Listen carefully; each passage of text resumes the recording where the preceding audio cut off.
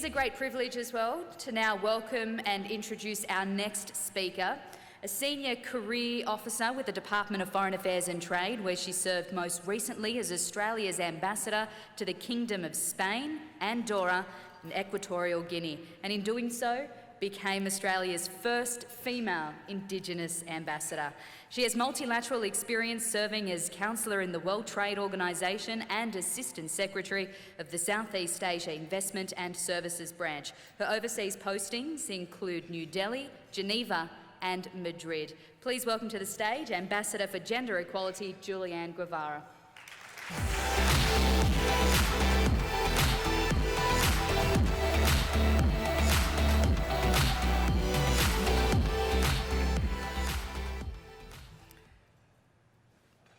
Tawara Nuna, Tawara Nunawal, Yangu Nalawari Dunimanyin, Nanawalwari, Tarawawari, Ningala Dindi, Wangarili Jinyin.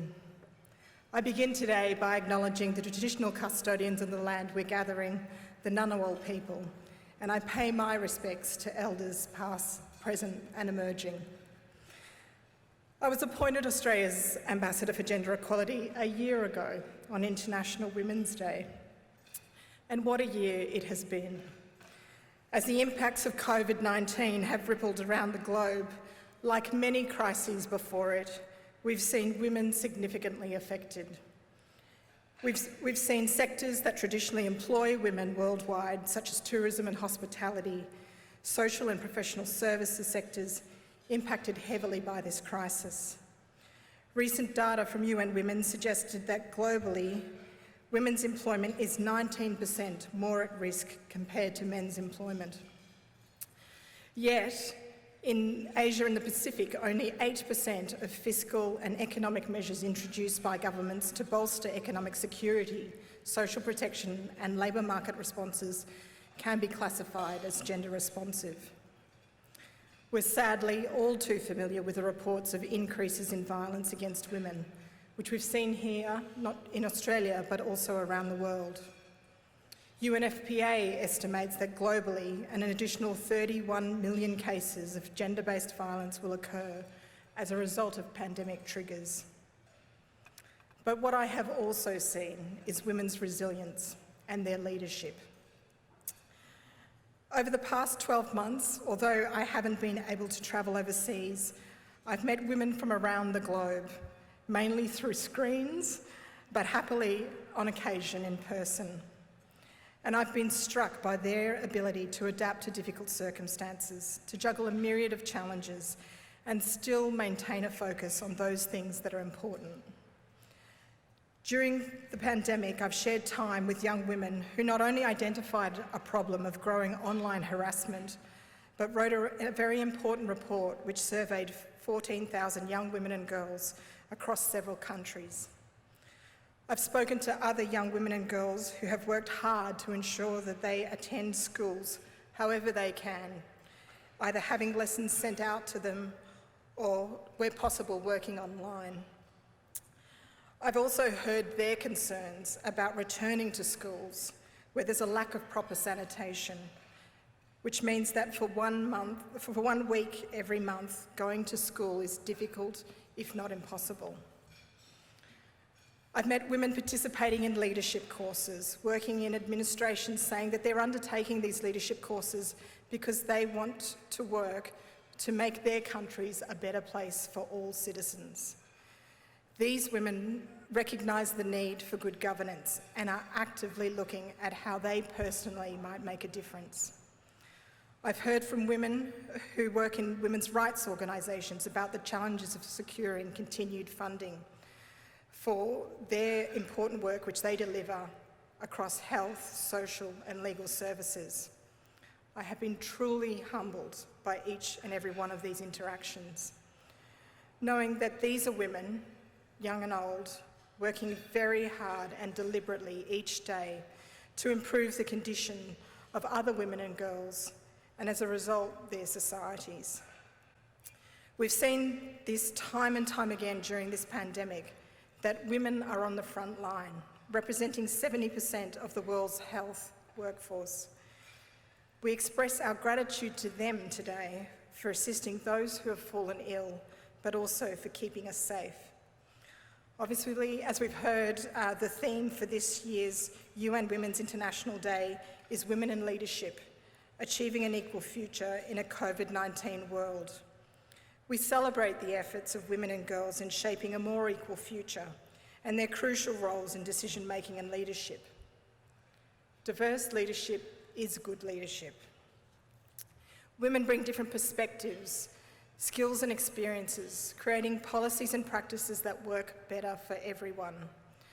This is particularly important as we respond to the COVID-19 pandemic and deal with its lasting impacts. But from politics to law to the media, there is a lack of representation of women. Only 6.6% of all Fortune 500 companies in the United States have women CEOs. Only 6% of FTSE 100 companies in the UK have women CEOs. Here in Australia, according to figures from Chief Executive Women in 2020, 10 CEOs of the ASX 200 were women. Fortunately, the latest figures suggest that women on boards in these companies has increased by over 30%, so hopefully we're developing a pipeline for the future. Only 24% of those seen, read or heard of in the media are women. This situation has worsened during COVID-19. According to figures quoted in a recent report, there's a substantial male bias in global news coverage of COVID-19, where men are quoted 3 to 5 times more than women. The International Women's Day theme asks us to respond to this crisis and beyond, to challenge gender-limiting stereotypes and to promote greater balance in decision-making. In terms of women in leadership, particularly in key decision-making areas, obviously there is still much to be done. The UN Secretary-General's report on women's full and effective participation in decision-making in public life will be presented at the upcoming Commission on the Status of Women, which will take place later this month in New York. The global figures are still quite sobering. Globally, 1 in 4 national parliamentarians are women. Just 10 countries have had a woman head of state. Only 13 have had a woman head of government. 119 countries have never had a woman leader. The report also notes that it will take another 130 years to achieve gender parity in decision-making at the highest levels. If we want to have more women in leadership, we need to think about how we support women navigating the political world. In his report, the Secretary-General has put forward a series of recommendations on how we might support women in public life, ranging from measures such as the establishment of ambitious targets for women's representation, increasing political will, substantial financing, and gender-responsive institutional arrangements. Of course, what is the right prescription for bolstering women's participation will depend on the specific circumstances of that constituency. But having more women in formal leadership structures requires us also to think about what support we provide to women at all levels of society to enable them to achieve their full potential. We must tackle negative stereotypes of what makes for a good leadership.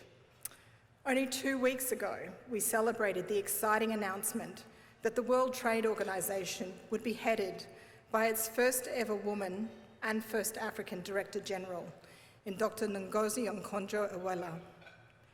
Sadly, just a few days later, an article appeared in a newspaper which carried the headline, "This grandmother will become the new boss of the WTO?"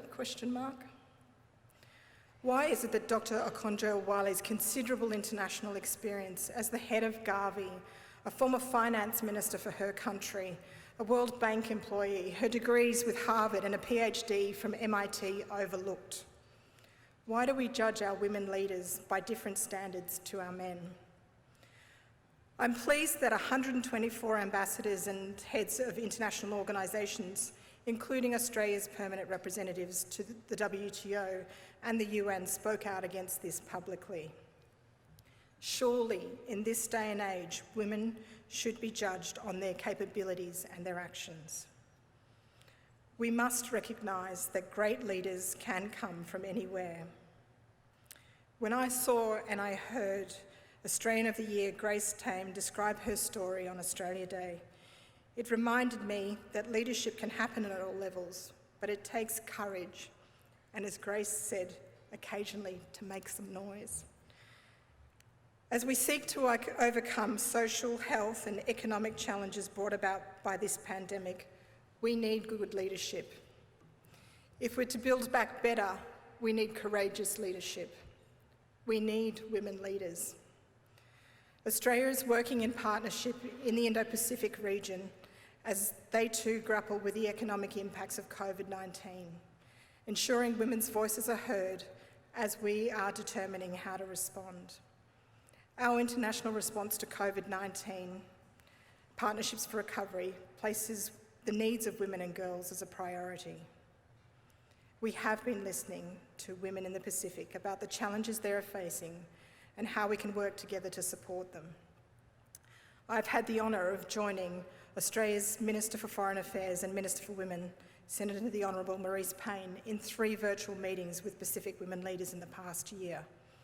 These meetings have been an opportunity to hear directly from women about their priorities as they make decisions and lead their responses to COVID-19 in their countries. Obviously, you've heard from the Minister today a little bit about Australia's involvements in the Markets for Change program. In Papua New Guinea, local and district markets provide livelihoods and incomes for millions of women and their families. In recognition of the need to keep markets open and operating safely, Australia partnered with UN Women and the government of PNG to install water and sanitation infrastructure and provide safety equipment and basic training for vendors to limit the spread of COVID-19. This sits alongside longer-term transformative change programs like Markets for Change in making these women, in turning them into leadership roles in vendor associations, which means women are increasingly driving policies that better support their needs in the market. Economic empowerment is leading to local political empowerment. Australia is proud to be a top 10 donor of UN Women, and during the COVID-19 response and recovery, we've worked closely with UN Women in our region and globally. Alongside our partnerships in the Indo-Pacific, we've also provided additional support to UN Trust Fund to End Violence Against Women, the Global Partnership for Women, Peace and Security, and the UN Women Humanitarian Fund. As the Ambassador for Gender Equality, I'm privileged to meet and to speak to women and girls in our neighbourhood in the Indo-Pacific and around the world. It is your stories, strong, deliberate, sometimes loud, sometimes quiet, that continue to inspire me. I look forward to hearing more of those stories over the next 12 months and seeing what we can do together in the year ahead. Thank you.